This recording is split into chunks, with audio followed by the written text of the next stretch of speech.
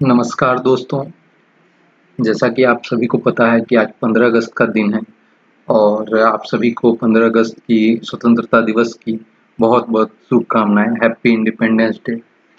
आज हम 75वीं स्वतंत्रता दिवस मना रहे हैं। पहला स्वतंत्रता दिवस हमारा 15 अगस्त 1947 को मनाया गया था, जिस दिन हमारा देश आज़ाद हुआ था। और आज कुल 74 वर्ष हो चुके हैं और हमारा आज 75वां इंडिपेंडेंस डे है। इन 74 वर्षों में हमने काफ़ी कुछ अचीव किया। अगर आप देखेंगे तो एक वो वक्त था जब सैटेलाइट लॉन्च करना एक बहुत बड़ी बात हुआ करती थी और जो सैटेलाइट्स के कुछ पार्ट्स रॉकेट्स वगैरह साइकिल पर लेकर के जाए जाते थे उसे लॉन्च करने के लिए। आज वो दौर है जब हम चाँद पर पहुँच चुके हैं, मंगल ग्रह तक हमारी पहुँच बढ़ चुकी है। काफ़ी कुछ हमने तरक्की किया है। हमारी आर्मी वर्ल्ड के बेस्ट आर्मी में से एक है। हमारी नेवी वर्ल्ड के बेस्ट नेवीज में से एक है। अभी रिसेंटली आईएनएस विक्रांत का ट्रायल कंप्लीट हुआ है। और जिन लोगों को नहीं पता उन्हें मैं बताना चाहूँगा कि हमारे पास एक न्यूक्लियर पावर्ड सबमरीन भी है, आईएनएस अरिहंत। तो हमारी नेवी भी टॉप नेवीज में से आती है। हमारा एयरफोर्स वर्ल्ड के बेस्ट 5 एयरफोर्सेस में से एक है। इंडियन एयरफोर्स आपको ज़रूर मिलेगा। जब आप टॉप 5 एयरफोर्स की खोज करेंगे तो आपको पता चलेगा कि उनमें से एक हमारा इंडियन एयरफोर्स भी है। तो कई सारी चीज़ें हमने इन 74 सालों में अचीव की। उनमें से एक बहुत बड़ा एक माइलस्टोन अचीवमेंट था जो न्यूक्लियर टेस्ट हुआ था पोखरण का, जिसने हमारे देश को एक न्यूक्लियर पावर्ड कंट्री के रूप में ट्रांसफॉर्म कर दिया। तो ये एक बहुत बड़ी अचीवमेंट थी। अब आप किसी भी सेक्टर से देखेंगे, चाहे एजुकेशन का सेक्टर हो, चाहे मेडिकल का सेक्टर हो, हेल्थ केयर सेक्टर हो, इंडस्ट्रीज में हो या एग्रीकल्चर का सेक्टर हो, इसमें हमने काफ़ी तरक्की की है इन 74 सालों में।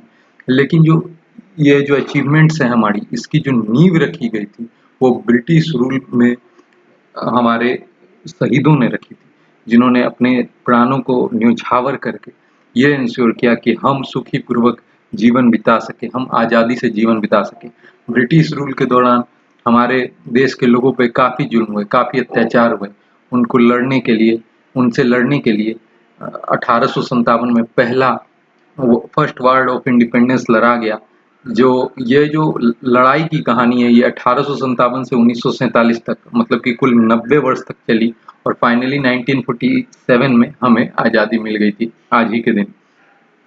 तो फर्स्ट वार ऑफ इंडिपेंडेंस में जो हमारे वीर हैं उनमें से महारानी लक्ष्मीबाई का नाम सबसे पहले आता है, जिन्होंने बहुत ही बहादुरी से लड़ा था। और उनका एक बहुत फेमस कोट है जो मैं आपको बताना चाहूँगा।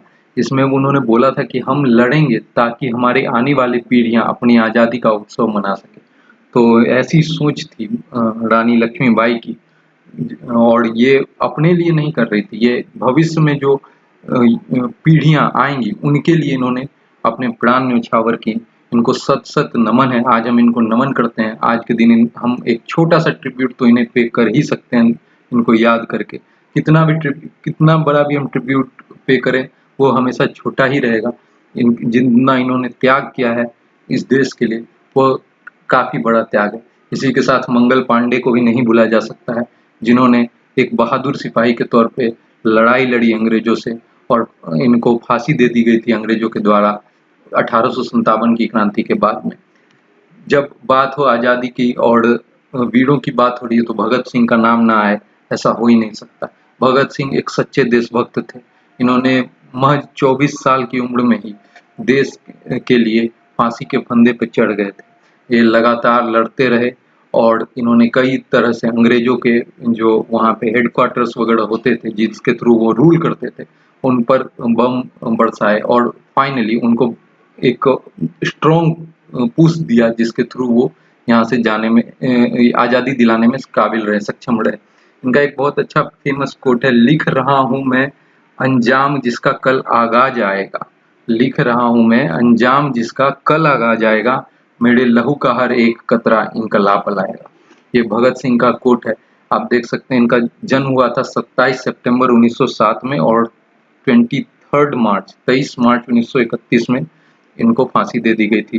सुखदेव और राजगुरु के साथ में इन तीनों को फांसी दे दी गई थी। तो कुल 24 वर्ष की उम्र में 24 वर्ष एक कोई बहुत ज़्यादा उम्र तो नहीं होती है। इस उम्र में ही ये फांसी के फंदे पे चढ़ गए थे देश के लिए। इनके जब आप कोट्स पढ़िएगा तो एक ऐसे कोट्स हैं इनके, इनकी जो कहावतें, इनकी जो विचार हैं, वो काफ़ी एक कहते हैं ना खून खौला देने वाला विचार है, जिसके थ्रू ये अंग्रेज़ों को हमेशा से दूर रखने में कामयाब रहे थे। ये विचार काफ़ी मजबूती प्रदान करते थे वैसे देशभक्तों को जो अंग्रेज़ों को बाहर ढकेलना चाहते थे। इसके साथ ही नेताजी सुभाष चंद्र बोस का है एक बहुत अच्छा फेमस कोट है, तुम मुझे खून दो मैं तुम्हें आज़ादी दूंगा। ये गरम दल के नेता थे और इन्होंने आज़ाद हिंद फौज की स्थापना की थी, जिसके थ्रू अंग्रेजों को इन्होंने भगाने में काफ़ी इम्पोर्टेंट रोल निभाया था। नेताजी ने एक बहुत अच्छा विचार लिखा था जिसका नाम था जिसको मैं पढ़ दे रहा हूँ, निजी जीवन से देश बड़ा होता है, हम मिटते हैं तब देश खड़ा होता है। ये होती है एक सच्चे देशभक्त की सोच कि वह अपनी जीवन के बारे में ज़्यादा नहीं सोच के बल्कि पूरे देश के लिए सोचता है। इसीलिए उन्होंने कहा कि निजी जीवन से देश बड़ा होता है और जब हम मिटते हैं तभी देश खड़ा होता है। ये सुभाष चंद्र बोस हमारे जो नेताजी हैं, इनकी सोच थी।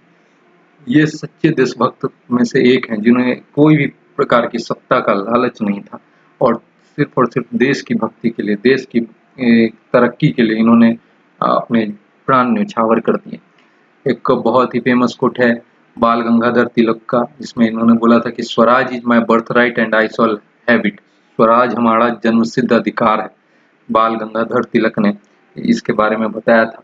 और जब आज़ादी की बात हो रही है तो महात्मा गांधी का नाम ना आए ऐसा हो ही नहीं सकता है। ये हमारे राष्ट्रपिता महात्मा गांधी हैं जिन्होंने नॉन वायलेंस का, अहिंसा का मार्ग बताते हुए अंग्रेजों को इस देश से दूर भगा दिया। कहा जाता है कि गांधी जी वैसे व्यक्ति में से एक थे जिन्होंने ना ही कोई बम, बारूद, गोली, न्यूक्लियर बम ऐसा कोई बिना हथियार चलाए ही देश को आज़ादी दिलाने में एक बड़ा सक्षम रोल निभाया था। इनका एक फेमस सा विचार है जिसको मैं बोल रहा हूँ, जियो ऐसे कि तुम कल मरने वाले हो और सीखो ऐसे कि सदा जीने वाले हो। ये इनकी विचार थे। ऐसे तो कई सारे आपको कोट्स मिल जाएंगे, ये मेरा फेवरेट है उनमें से। तो यही थी आज आज़ादी की के दिन पर। आज मैं आप सभी को फिर से एक स्वतंत्रता दिवस की बहुत बहुत बधाई देना चाहूँगा। वंदे मातरम, भारत माता की जय। Happy Independence Day once again to all of you. Thank you very much.